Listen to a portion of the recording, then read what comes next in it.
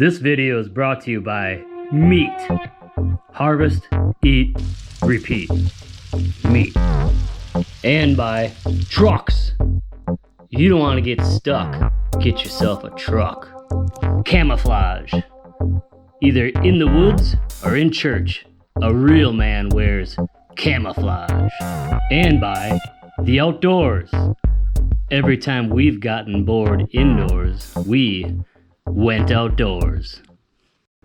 Alright, so we're home from deer camp. It was a long week, 10 days we were up there, but Parker nailed the deer this year. He got 3 deer, a small doe on opening morning, a beautiful 8-pointer opening night, a smaller nub buck, I guess it is, a nub buck, yeah, on a Tuesday night. So now we got him hung up. The deer did freeze because it was really cold up there the first couple days, but I'd rather have that than them getting too warm. Otherwise we would have had to put them in our walk-in cooler or something. So, but now it's 50 some degrees when we got home here today, and they're starting to thaw out. They're actually pliable now, workable. The meat is still very cold. It's actually perfect conditions right now. So we want to get these things skun out, and then we're going to start quartering them, deboning them, and all that.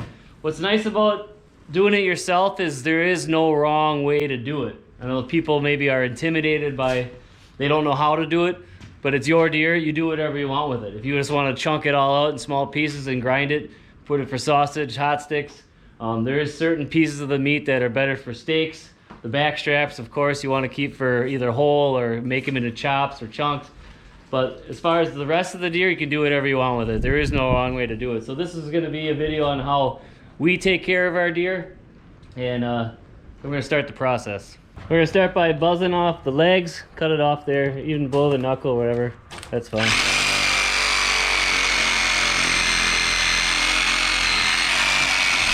Alright, now let's do it to all of them. Alright, we got the whole hindquarters all down past the tail. Took like 5 minutes, I don't know. But now we got it, once you get to this point, Parker can just hang on to it and it just peels right down.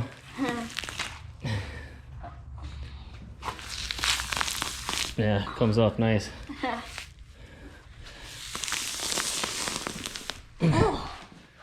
There, we'll just keep going down like that.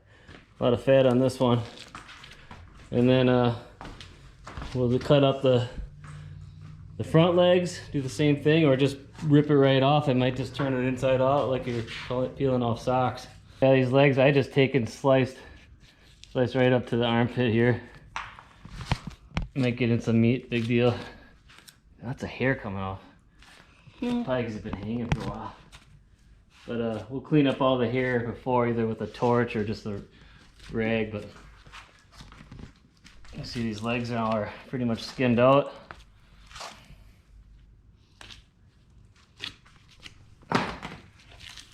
Yeah, now we'll just keep coming down here. I might cut into here too.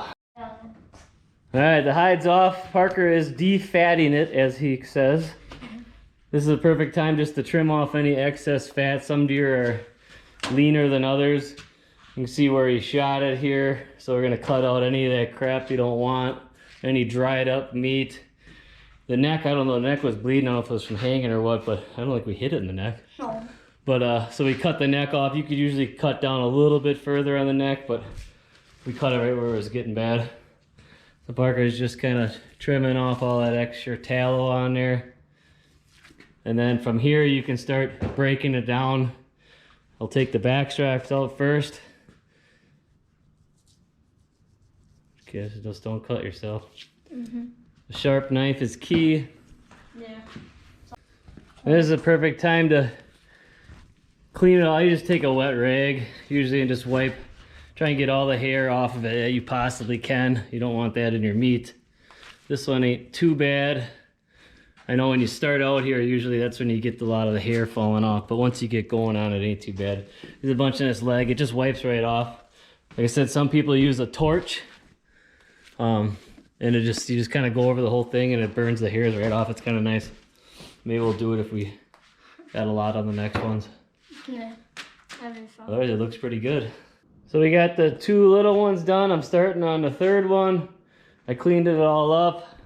Got as much hair off as possible. Parker cleaned all the fat off of it. Now these deer have been hanging for a week. 2 of them were last Saturday. And the meat looks perfect on them. I have no problem hanging venison for a week, week and a half, whatever. As long as it's at that refrigerator temperature or colder, I guess we had it for a while. I mean, hanging any warmer than 40 or so, then it's probably gonna start spoiling. But this meat looks perfect. And some of the best venison I ever had was I hung for over a week in a cooler. And it just seems like the meat tasted better. It breaks down easier when you're cutting it up between the muscles and everything. The buck now, I started with the front legs first and kind of open it up carefully, because this one we're gonna put it on the wall up at the cabin. Right? Yeah. Exactly. Yeah, we always like mounts, so we're gonna be a little more careful skinning at this one. I did the front legs first. Now I'm gonna peel it down, and then when we get down to the head as far as we can, of course, and then cut her off and leave the whole hide. Then the taxidermist can do what he wants with it. You try to make as least amount of cuts as possible, because that's just more they got to sew up. So I don't think for a shoulder mount, whatever cuts we made, I don't think he's going to have to really patch anything. I leave the legs and everything on there. Well, yeah, we're just going to go from there. All right, so we got the 3 deer skinned out, cleaned off most of the hair. It took me not even 2 hours to, and I wasn't hurrying or whatever, and especially the buck, I took my time skinning it out because we want to get it mounted. And so now it's all, Parker worked on cleaning up this one a little bit. What's nice about these is none of them we didn't really lose any meat out of any of them, except for some rib stuff. Like this one was hitting the guts. So this rib part here was kind of where the bullet went in. It was pretty crappy looking, I guess you'd say. So I just took the Sawzall and cut out that whole chunk of the ribs. This one was hit right through the ribs, but I'll probably do the same thing here. Take the Sawzall and just cut that chunk right out, or maybe just take this meat off the outside. But as far as all the major portions of the deer, there was nothing ruined on any of them. The hindquarters, front shoulders, the back straps, nothing. So it's really nice, clean looking meat right now. So next step, we're just gonna cut the shoulders off, start deboning that, back straps, hindquarters, and just kind of keep separating the muscles, and then using the meat accordingly to what you want to do with the meat, as far as grinding it, hot stick, sausage, steaks, roast, beef jerky or venison jerky, I guess you'd say. So there's all kinds of stuff you can do with it, but like I said before, it's your deer. You can do whatever you want with it. There is no wrong way to cut up a deer, and we're gonna go from there. We'll finish this tomorrow. I think it's supposed to be about 30-some degrees tonight in my garage right now. It's like it's hanging in a refrigerator right now. So the meat's perfect. I'm gonna let it sit here. I don't mind hanging it as long as possible, as long as it's a refrigerator temperature. And then now I can just kind of cut on them in the next couple days. If it was gonna be 60 degrees tomorrow, or 50s, whatever, I would definitely be sitting here all night and getting this cut up, or at least quartered, all the meat cut up as much as I can, and maybe put it in my refrigerator. I've done that before too. Quarter them and just hang them in my fridge, or lay them in there or whatever, just to get them in that refrigerator temperature. But right now, this is actually perfect temperature. I'm gonna let them hang here, and tomorrow we're gonna start cutting on them. All right, I'm back out the next morning. Meat is a perfect cooler temperature. I think it's like 35 degrees in here. I'm gonna just start working on taking off the shoulders and then the back straps. I think we'll just do one at a time for now until we get moving on it. All right, these shoulders come off really easy. They're not attached by any bone or nothing. They're just the muscle holding it on. So you can just find the joint and they slice right off, no problem. So you got a little blood in here from the shot. Just find the shoulder blade there. Peels right off. Now we're gonna clean up all that in there, and so it's just meat and none of that red bloody stuff where the bullet went through. So the front shoulder, I just cleaned up as much crap as I could get off of it. There's a little bit of blood, but there's also like I just followed the muscle lines. Front shoulders, you can't really mess it up, but here is bone right here, so I just kind of run it, take this piece off, this bone right here. Then there's another, you just follow the knife. It's kind of the scapula, I guess. This peels right off. Then I just run the knife down the joint here till I hit the bone. Then just bring the bone down.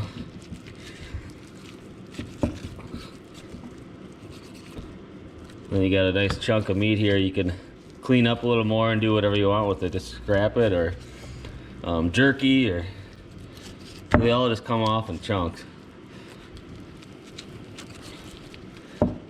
Especially and then they got the leg one here. This is probably just for scrap. It's kind of stringy.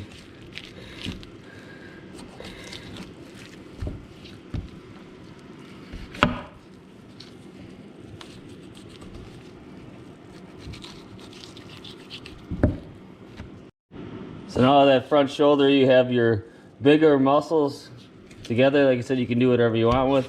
Then this leg, this would be perfect for the kids, just to cut on and clean up all the meat that's on this leg, just for scrap meat. This is a small leg, so that's why these are a lot smaller than an adult deer, but they're still a nice chunk of meat there. That's all one leg. And there's one front shoulder. There's pretty much nothing left on this. A couple little chunks. It's hard to get everything, but for the most part, that is pretty clean. Now this one is very bloody, so I'm gonna get rid of all of that bloody stuff. You don't want that in there at all. So there, we got all that bloody stuff off of there. Not too bad.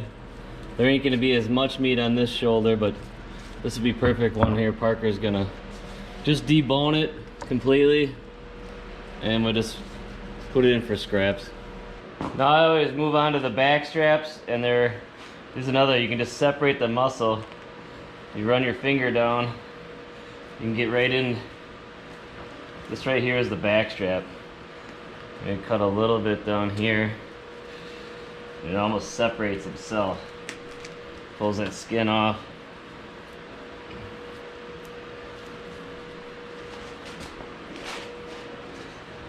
Cut some of this down here.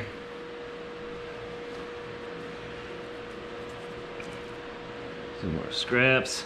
But then I just run the knife right along the spine.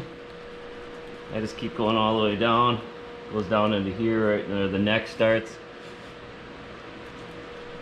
And it goes up, you can feel it hit a bone right up in here. And I just bring it across. Down my seam that I made with my finger here. And once you get it started,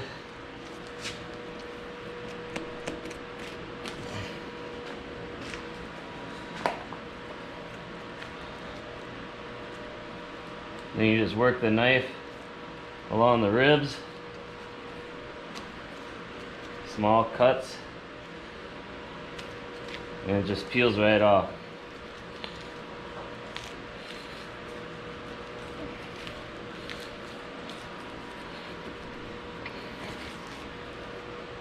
There you have one complete back strap. Now I'll do it on the other side. I might have missed a little bit of meat in there, but we'll clean that all up for scraps. Beautiful, best part of the deer right there.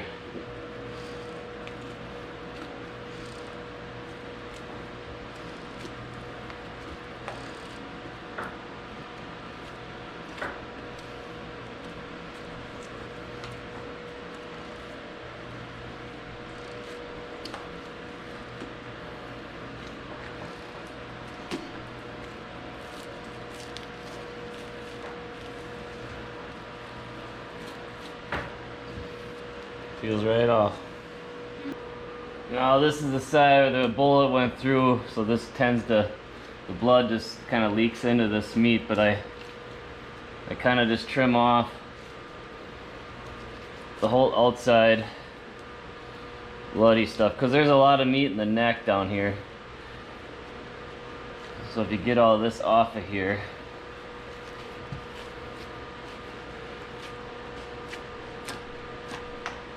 see it cleans up real nice, and then you can get in there and get the meat off the neck.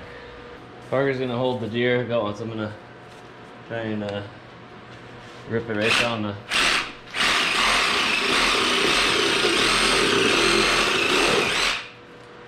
Pretty good.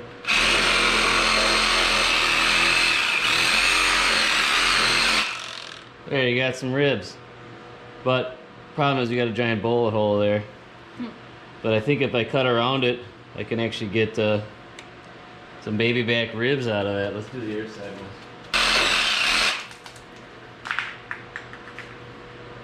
This one's pretty bloody. But we'll pick through it and see what we can get out of it. But otherwise, from the shoulders, ribs, neck, we got pretty much all the meat off of it. And then we're gonna dive into the hindquarters, the biggest part of the deer. For meat. The best part, huh? Besides the back straps. The back straps are the best, and the heart. So this is one chunk of rib here. I try to leave as much meat on the outside of the ribs as possible. I'm gonna try it. I've never done it before. I'm gonna get as many good pieces as I can out of these deer.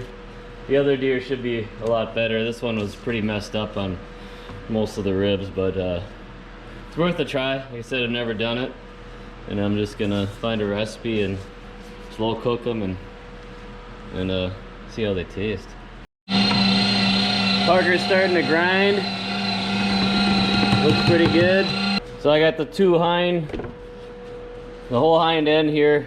Before I start breaking them apart, this is a perfect time to trim off anything that's bad. From gutting the deer, this area always just gets kind of dried out and just bad stuff on the surface of the meat, like all this dark stuff here. But you get down a little bit and all that, it's still good meat underneath all that. So what I've been doing with these hindquarters lately is, if you can see, there is a ball joint. It's right there. So if you can basically just follow the bone along till you see that you can open up that joint. There it is. That's what's connecting the hind legs to the pelvis. So if you just start cutting in there, they break away that joint, follow the pelvis all the way around.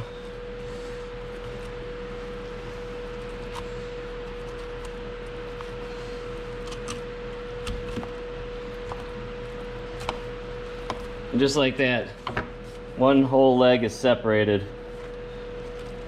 Pretty easy.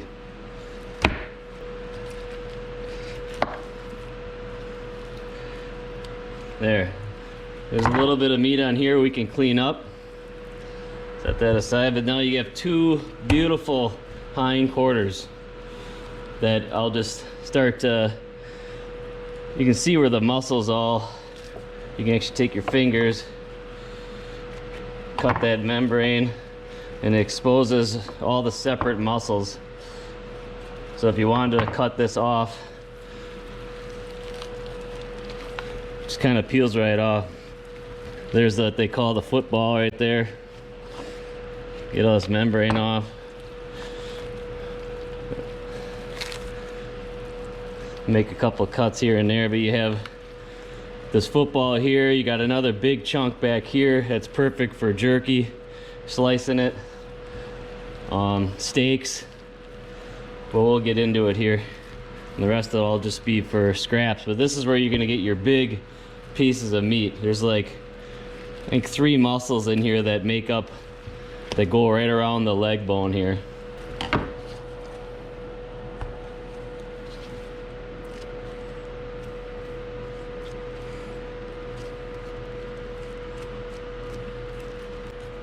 Right around the bone.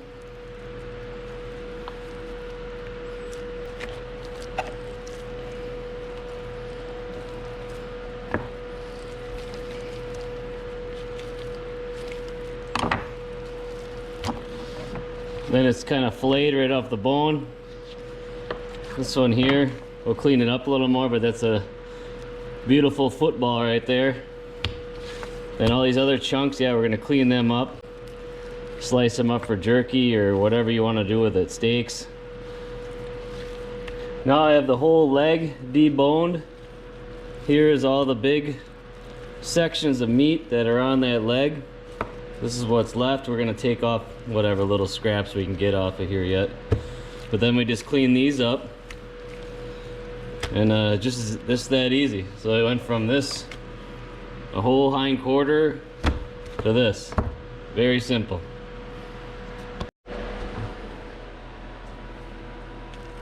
Getting there, looking pretty good. They're all cleaned up.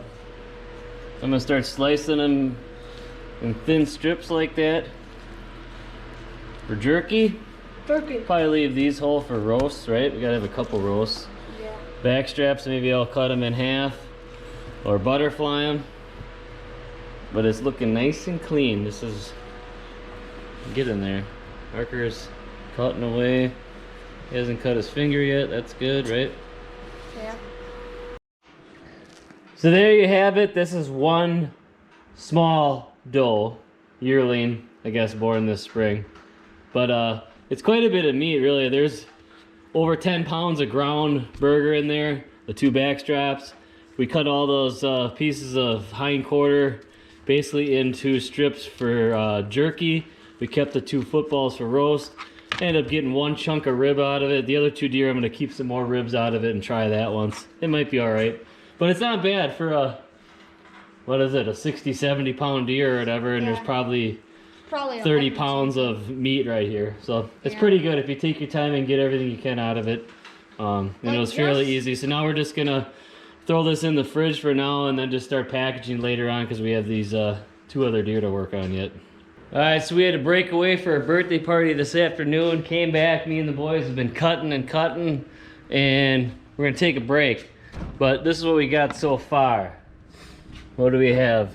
1, 2, 3, 4.5 pails of ground. I have 2 hind quarters from the buck to cut up yet. Then I have all the back straps on a pan. This is all for jerky and some ribs in the back of it. Here's some of the footballs that I'm gonna take and get processed into some jerky from a guy I know. Makes pretty good stuff. But that's what we got so far. Works pretty good if you have a refrigerator like this. I have this in the garage, and this meat will be just fine sitting in here. I covered it in saran wrap just to, maybe it won't get dried out or whatever, but then I can get at this tomorrow when I have time or whenever, and then package it all, and we'll go from there. Get processed stuff, whatever we want to get done. The hamburger I'll probably take and make into pound packages or whatever I'm gonna do with it, or take it in to get some hot sticks made or whatever. But I still gotta tackle them yet. And so what's nice about having this fridge like this, I guess if you don't have one out in your garage, you can use the one in your kitchen. Just make sure your wife's probably not at home. She might disapprove if you take over the whole refrigerator with your venison, but whatever, that's what you got to do to get it done. That's what you got to do, but it works out great. Then you can take your time, get it done whenever you can. So tomorrow I'm gonna get back at it and hopefully get it all finished cutting up and packaged. This is what I got left for scraps for the bones and stuff. This pretty much all this in here is either been shot, it's dried out, or just not good meat. So there ain't much really. I took a lot of the ribs, I took the sawzall and cut chunks of the ribs out. I'm gonna try that this year. But as you can see, this is pretty good. This is 3 deer right here, and that's all I got left. There's a couple bags, I guess, of garbage of scraps we've been cutting off the tallow and fat, but not too much. So if you have time to take your time and really go through it, you can pretty much utilize the whole deer. Well, here you have it.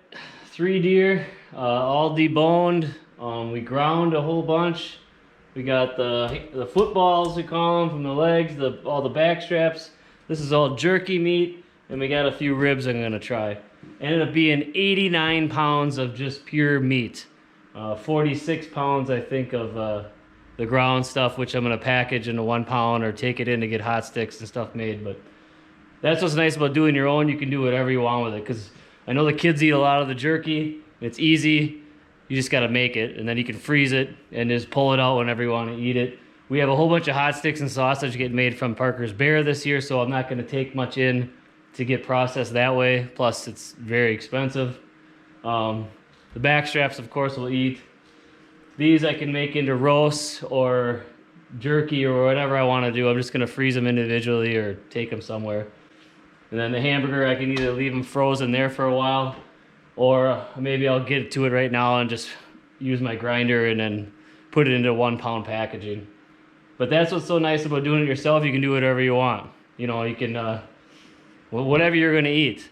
That's the key. My wife doesn't really eat this much stuff, so I have to make it easy for us to eat, the kids and I, and we'll take it up north and eat whatever. I mean, the backstraps will have no problem eating them. Make a bunch of jerky. The ribs we'll try, and before you know it, this will be gone. But that's 3 deer, 150-pound buck, and 2 fawns, basically. So we got plenty of meat for now. We still got moose left over. We got bear.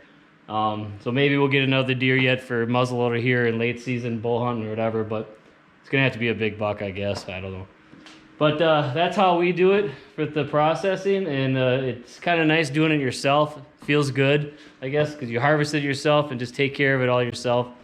Yeah, it is very easy just to drop it off and get it done, and then you get it all back to you all packaged up and neat. But we've always done them ourselves, and if you have the capability of doing it, I suggest doing it. It feels good.